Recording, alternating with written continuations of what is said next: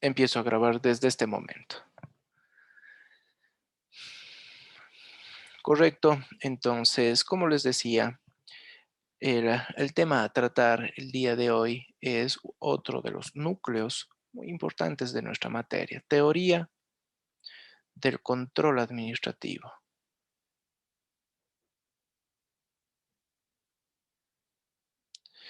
Como les decía, el control administrativo es uno de los ejes, es uno de los motores del Estado. Pero partamos de la siguiente premisa. El Estado actualmente, el modelo de Estado actual, y obviamente el nuestro, que es básicamente un Estado de derecho, un estado de bienestar, sí, el estado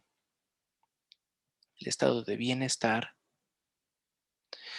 lo que busca es generar mucha certeza al interior, en su interior principalmente, muchas certezas de que su obrar es el adecuado. Entonces, esas certezas, nosotros vamos a ver de que necesariamente va acompañado de gestión adecuada y de controles. Entonces, el estado de bienestar trata de blindarse en el diario vivir de diversos tipos de controles. El estado de bienestar le encanta el control y a nosotros nos fascina. Somos fascinados, somos adictos del control. Tenemos varios tipos de control, ¿sí? Este estado de bienestar plantea tipos de control y los podemos ver de diversas índoles, pues no, tipos de control. Cada uno de ellos con particularidades concretas. Con particularidades y sobre todo con materias. Dirigido a materias en concreto, ¿sí? Porque nosotros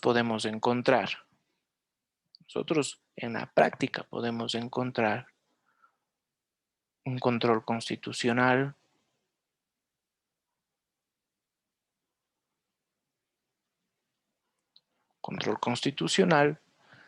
y ya sabemos de que el control constitucional lo desempeña a ciencia cierta la Corte Constitucional, pues no.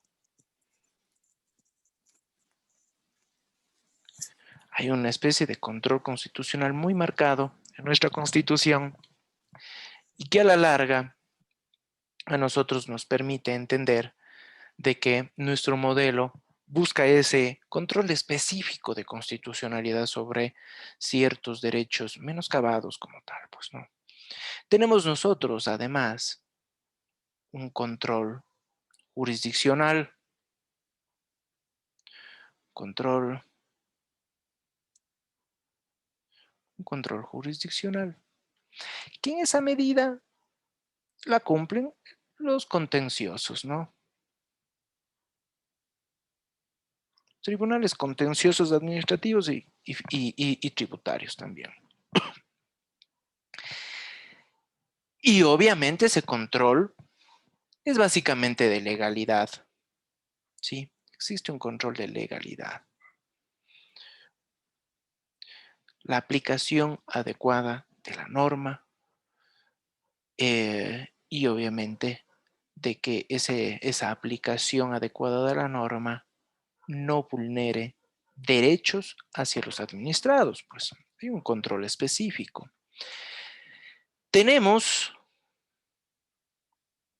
una especie de control o llamado fiscalización de diversos órganos. Asamblea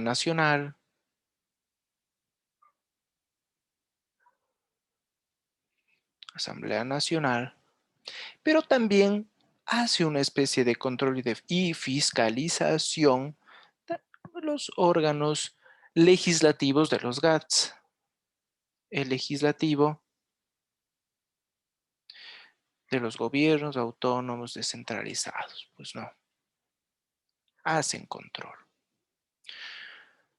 sobre, obviamente, todas las actuaciones de los órganos ejecutivos, en el caso de la Asamblea Nacional, frente al accionar de la función ejecutiva y dependencias, y en los GATS frente al alcalde, que es el máximo representante ejecutivo, y las dependencias municipales, pues no.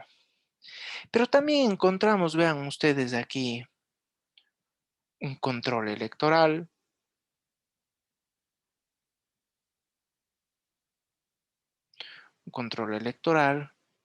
a cargo del contencioso electoral.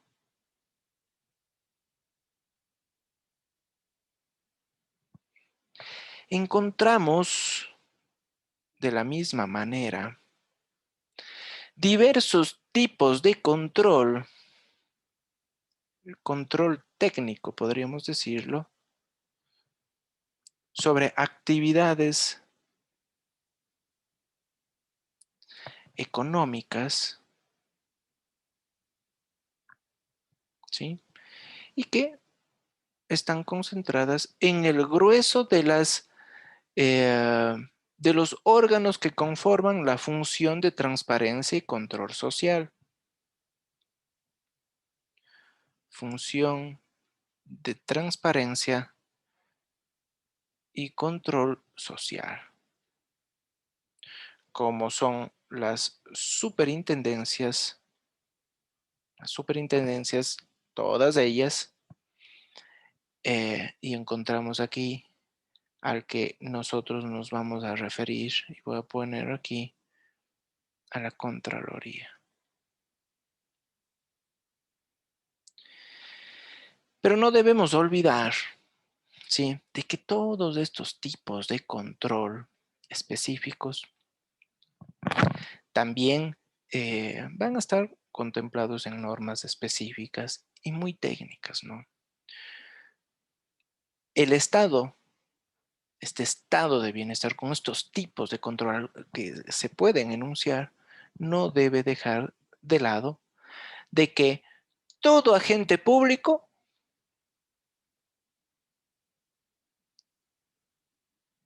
genera control. Genera control en el ámbito de sus competencias, pues, ¿no? Entonces ustedes pueden ver que nos fascina el control precisamente para garantizar, ¿sí?, de que la gestión pública sea adecuada, sea ajustada a derecho.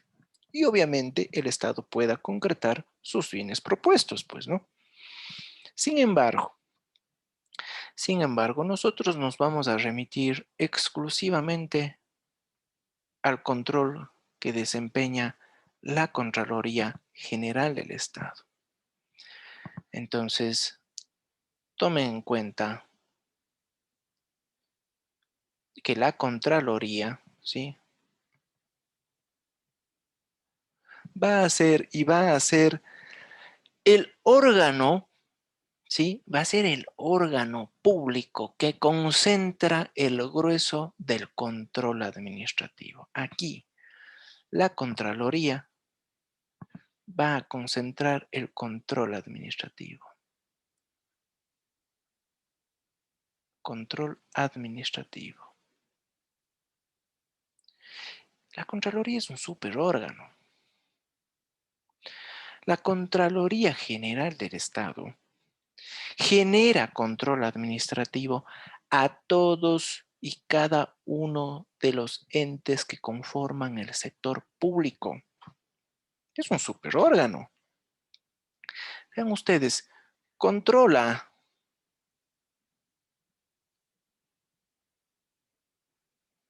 a todos los entes del sector público. O sea, aquellos que están ahí consignados en el 225 de la Constitución. Entonces, Es una locura, ¿no? Porque su ámbito de acción es enorme. Genera el control administrativo. Su fuerza, su magnitud, ¿sí? Su magnitud está enfocado en dos ejes. Tiene dos ejes de actuación muy bien diseñados al respecto. Porque ahí ustedes van a ver la importancia de eso, ¿no? Porque el primer eje de la Contraloría va a ser el control de la utilización de los recursos estatales. Control de recursos públicos.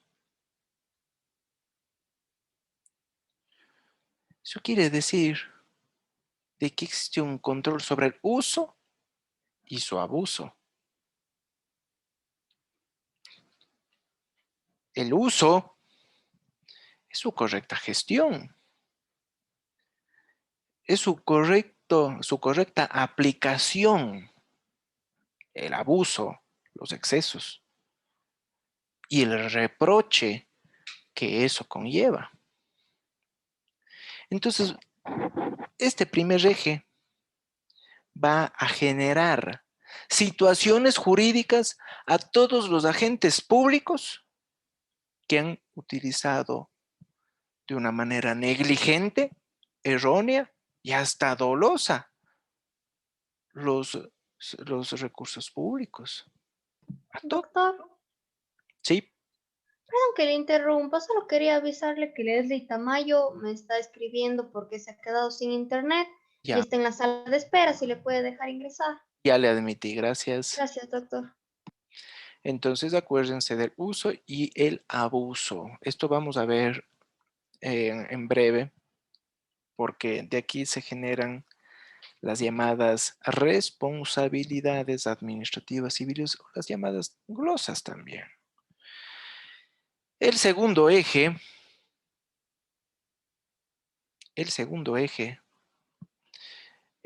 nosotros vamos a ver que la Contraloría realiza control sobre la consecución de los objetivos de los entes públicos. Cumplimiento de objetivos.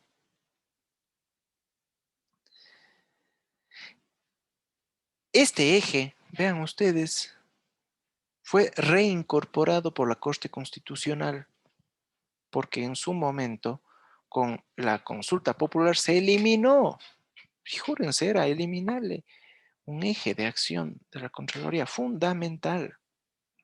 En buena hora la Corte Constitucional reincorporó este pilar fundamental, ¿sí? Porque obviamente el cumplimiento de los objetivos tiene que estar conforme, ¿sí? Conforme el Plan Nacional de Desarrollo. Eso quiere decir, a que vean ustedes, que todas las instituciones públicas del 225 deben generar eh, su ejecución presupuestaria en el marco del Plan Nacional de Desarrollo. Fijar sus objetivos institucionales conforme al Plan Nacional de Desarrollo. Y la Contraloría genera control sobre ese tipo de acción. Entonces, vean ustedes estos dos ejes de acción que va a generar el control puro administrativo para lograr, obviamente, eh, la, la correcta utilización de recursos públicos.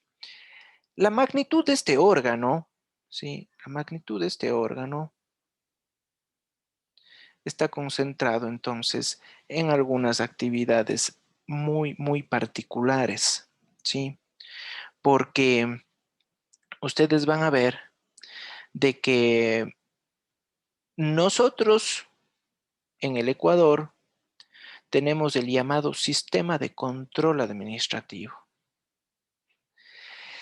Este sistema de control administrativo está compuesto por la auditoría interna, por la auditoría externa, por el control interno que tienen los agentes públicos y que la Contraloría va a monitorear, va a dirigir ese sistema. Dirige sistema de control administrativo.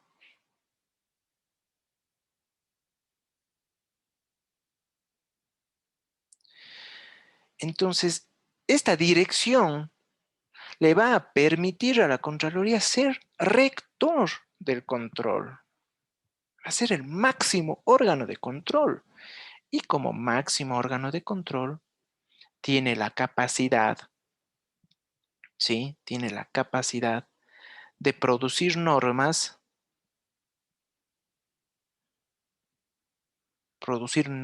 técnicas de control y asesorar.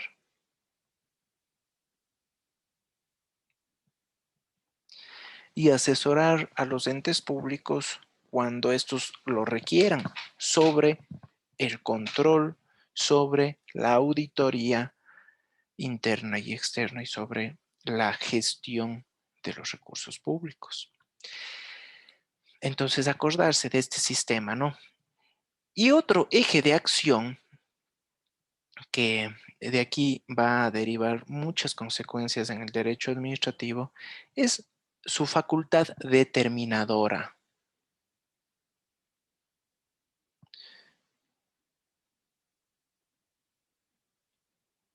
Facultad determinadora. Facultad determinadora, ¿en qué medida? Porque mediante actos administrativos, ¿sí? Actos administrativos, determina la responsabilidad administrativa y civil culposa y predetermina la responsabilidad penal. Entonces tenemos aquí, como ya se me acaba la pantalla, hagámosle así. Facultad determinadora, ojo, determina civil y administrativa.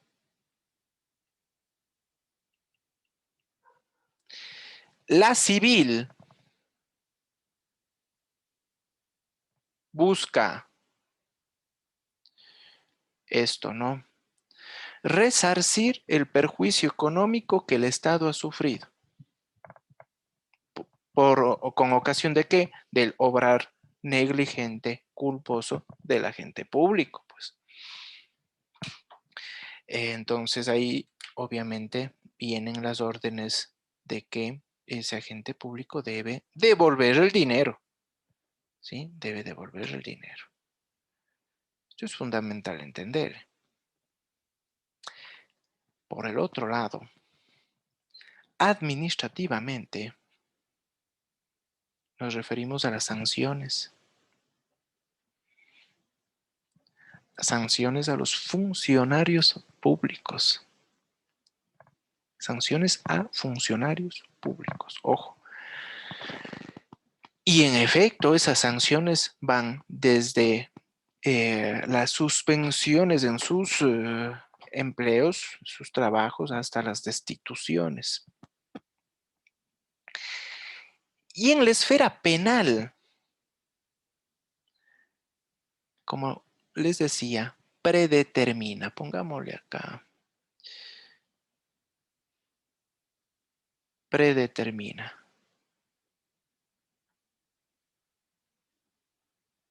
Penal. Ya vamos a ver eso mucho a detalle.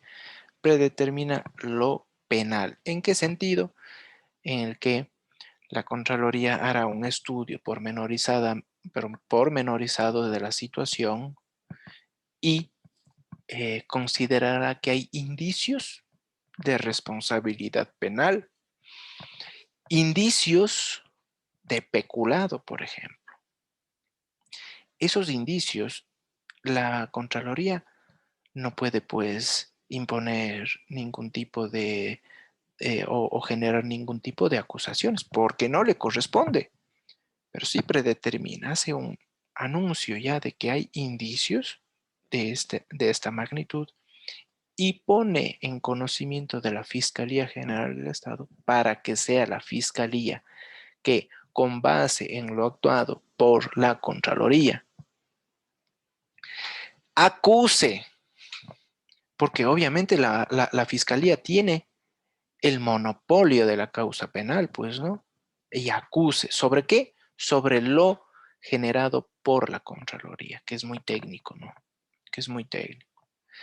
Entonces, bajo este contexto, nos vamos a desenvolver y vamos a ver que estos dos núcleos que les indiqué de competencia los encontramos en el artículo 211 de la Constitución, ¿sí? Más el 212, ¿sí? Más el 212, en donde están las funciones principales de la Contraloría. Pero como les digo, nosotros nos vamos a enfocar en una especie del control que tiene el Estado actualmente y que se va a referir principalmente a qué? Pues al control administrativo, que esto es fundamental. Perfecto, ahora sí, dejo de compartir el cuadro y pueden encender ya las cámaras.